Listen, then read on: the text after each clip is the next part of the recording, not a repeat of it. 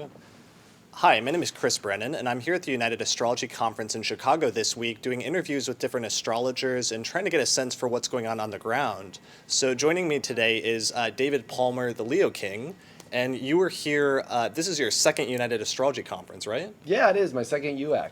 Awesome. And you're actually doing something really unique and innovative that I'm excited about as a sort of fellow tech geek, which is you're live streaming parts of the conference and doing interviews with astrologers and live streaming them as they're happening, right? Yeah, and what I'm doing is I'm kind of doing it off the cuff, right? So if an astrologer's walking by in the marketplace or something, I kind of reach out to them, hey, you want to go live? Right. So it's kind of like they're not prepared, right? So it's a Sure. little bit more fluid and a little bit more, letting people really feel an astrologer for who they are as a person, and then why they're here, and then more importantly, what their work's about and where they kind of feel like, the world's at or astrology's at or whatever comes up. Sure.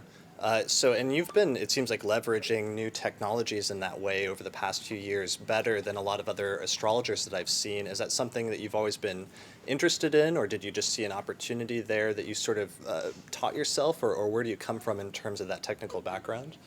So that's an interesting question. My technical background started with my grandfather, who actually helped build one of the first computers that was in a warehouse, and it was 1 kilobyte of data. Okay. So when I was 2 years old, he bought me an Apple IIe and put it in my bedroom. Wow. So I've always actually been a nerd, and a lot of people wouldn't expect that from me. So I was in video production in middle school all the way through high school with VHS tape decks and everything, and Right. just eventually over time I just have been a computer nerd. So I build my own PCs, I build my own computers, and I just always follow technology, and I always just have kind of been the guy where I don't read the directions. I know exactly what to do and plug Sure. it all in and figure it all out. Right. Okay. And YouTube has really been something that you've leveraged really well over the past few years. You've got one of the largest YouTube channels, and at first it seemed like there was a long time where there wasn't much good astrology on YouTube, and then all of a sudden over the past few years there's been this sort of explosion. Has that been sort of heartening to you to see as somebody that got in relatively early, or how have you felt about that? I think it's great. I think YouTube's an awesome vessel because it really is well designed for once you're in a video of a certain subject, they seem to know how to kind of playlist you into common videos. Sure. And that kind of came in later, right? It kind of took a while to get there. And when I started on it, I really was wanting to let people just kind of feel who I am as a person and how I did my astrology. So that's where I started. And I feel like it's great. I think it's great that there's a lot of people out there starting to express themselves. But I also think it's a good mere reflection of how people do their astrology. So there's a lot of people out there who you can tell they're just maybe reading off of their screen opposed Sure. to maybe really coming from their soul or their heart. So for me, it's also a good judge of astrology because it's like you can tell right away when you watch somebody's videos if they're really coming from a space of, I really understand this and I really want to project this to you, or if it's more of a, I'm just doing this to do this and hopefully I make a business out of it. Sure. And I think people can see through that pretty clearly now. Sure. Yeah, definitely. It seems to give people both a clearer connection with the astrologer before they meet them, but also people are becoming more savvy about those things. Yeah. And I also think that presentation is a big deal. And so I think the reason why I've been able to build a bigger audience than most is the presentation style of always making sure the production quality is high. And I have a background in television growing up. So for me, I've always looked at that as like, I know how to be on camera. And instead of just showing up and saying, hi, I'm talking about astrology today, like most YouTube videos, it's a lot more like an introduction with a bumper and more television kind of quality and like. Yeah, I really respect and admire that because just oftentimes, like you said, sometimes people don't think much or plan out much ahead of time before they do things or don't put much into production quality, but that's something that you obviously really think about ahead of time and put a lot of time and energy and effort into, and it shows in the final result. No, thank you. Yeah. I wanted to talk about that a little bit because one of the things that's happening is it seems like sometimes there's people building communities and followings outside of the established astrological community like yourself because of the work that they're doing on YouTube or in podcasting or blogs or other things like that, different new mediums that are up and coming and sort of disrupting things. And in the astrological community, there's a little bit of not a crisis, but sometimes an issue of how to integrate those people into the established astrological community, especially if they don't always already have those connections. And so I was actually excited, and I was glad that you came and you got a trade show booth here, because it seems like that's part of what you're doing and sort of making the effort to reach out by coming to the conference and yeah, starting to look into what's going on in the broader community and bring some of those people from your following into it. It seems like, right? Or is that an accurate description? I would say that's a very accurate description. I think bringing the trade booth was more of not only showcasing like that there's other ways to do astrology now that weren't around before, like creating an app that's video based. So Sure.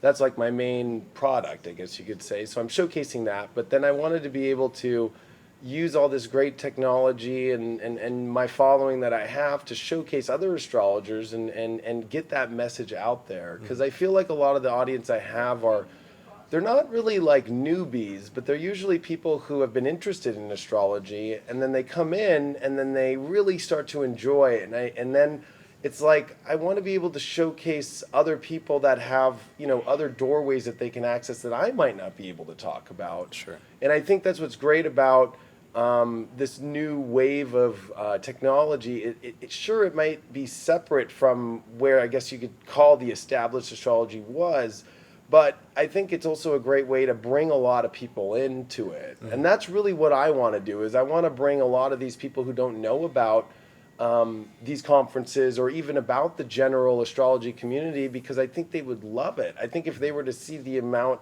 of content that's on the lectures through this whole conference and the people that do it, it would be like a kid in a candy store. And they really, I think the port of entry has been a little bit difficult, because I think with how fast content and information is going through our feeds on social media and stuff, it's really kind of difficult nowadays to kind of get somebody's attention for a minute and say, hey, this is where to go. Sure. And so I think that's where the crisis is like, how does all these amazing people out here who love astrology, and I actually think that the things that are being taught here are not over their heads, because I think some people might think that, but I think people are a lot more interested and willing to go through it and be wowed, or even if it's over their head too much, be willing to go, wow, it makes me want to maybe research this more. And I think with the organizations that are here, I feel like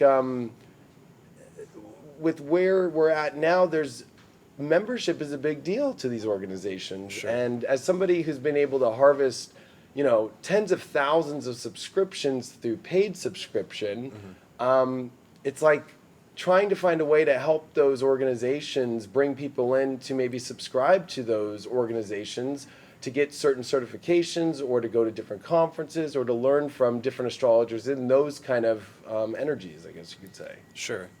Yeah, that's one of the questions that's coming up more and more often, which is that with the advent of like webinars and online teaching and videos and everything, how to still convey or what the importance is of meeting up in person still, and like meeting other astrologers face to face. Like I think this is the first time we've met face to face. Do you feel like that's still an important component going forward, or how would you explain that to somebody who's never been to a conference, of why they would want to attend a lecture from an astrologer in person versus just watching a video online? Well, I think you bring a great point up, because I think in person is the most important thing in this world, because even though the presentations or the products or the content might look amazing and wonderful and have slides or be very well produced, I think it's important because even though it still could be authentic of self, when you're at a lecture and you actually see somebody talk, it's always going to be different. There's going to be more heart. There's going to be connection with the different audiences. There's going to be things that maybe come up that are a little bit more feeling from the heart of the human side that might not fully come out to a camera, right? Because Sure. a camera and technology is great, but when you interact with a human being, you can feel them, you can sense them, you can feel where they're at, and you can actually feel who they really are. So especially if you're really into an astrologer and you've always read their work in books, or whether you've, researched them through different videos or podcasts, when you meet them in person, it's the completion point, I think, of knowing who they are and knowing where they're at and being able to talk kind of off the cuff, even outside of the work, and get those little things that you want to know about what they think about astrology. Sure. It's kind of like getting that background that you don't get in the presentation style. Yeah, that makes a lot of sense. Okay, so the final question, what do you have coming up, or what are you excited about in terms of your work in the future? What do you have on the horizon? Well, what I'm excited about is I started with an app called the Leo King app, and it was just basically my own content every day, and that people subscribed and watched, and And weekly that content. took off. I mean, yours is one of the astrology apps that really took off pretty, you got in on the ground game pretty early in that, right? Yeah, we launched in 2014, and it was right when the App Store and even the subscription-based model was being formulated for Apple, and so it was like one of the first subscription-based video content apps. I was there with Netflix, Wow. basically. So it was really cool because doing that, it really was more than a astrology app. It was it turned into a full-blown lifestyle app, you Sure. know, because of the ability to kind of have the ability to watch astrology, which was kind of like a new thing for the marketplace of more the modern, I guess you could say, outside the astrological community world of lifestyle, right? Sure. But what was cool about that whole process and what I learned was in advertising about that, in the astrological community on Facebook or Instagram, when you do ads and so forth, there's a cap to it. Okay. And so I reached a cap to where, and especially with subscription-based models today, how many people are going to want to pay $5.99 a month for Spotify, for Apple Music, for Netflix, for Sure. Hulu, for my app, for other astrologers' app, for a Comic-Con guy you might want to watch, Right. or girl. So I developed now what's called Future Life, where I've brought on 11 other personalities, and we've broadened the scope from astrology to also lifestyle, health and wellness, tarot cards. So it's a much more broader space. And as a businessman advertising, now I can target people into tarot. I can target people into health and wellness. But at the same time, when they're in there, maybe they don't like they'd never really been associated with astrology, but now a health and wellness person is going to go, oh, wait, I'm going to click on this horoscope, and oh, there's these 3 astrologers on here, and I resonate with this astrologer, and wow, it's there. So that's what I'm excited about, is building a platform now that gives people the opportunity to be heard, and also the opportunity for new people to access things, whether they've never heard of astrology, or even an astrologer who maybe really isn't that good with tarot, or maybe like love and relationships. We have that as well. So that's where I'm kind of moving things right now. Awesome. That sounds exciting. Yeah. Cool. And you're also doing a documentary right now, right? Yeah, I'm doing a documentary, and really it's just about the human element of astrology, and does it really work? And more importantly, asking the astrologers more of their personal experience with it.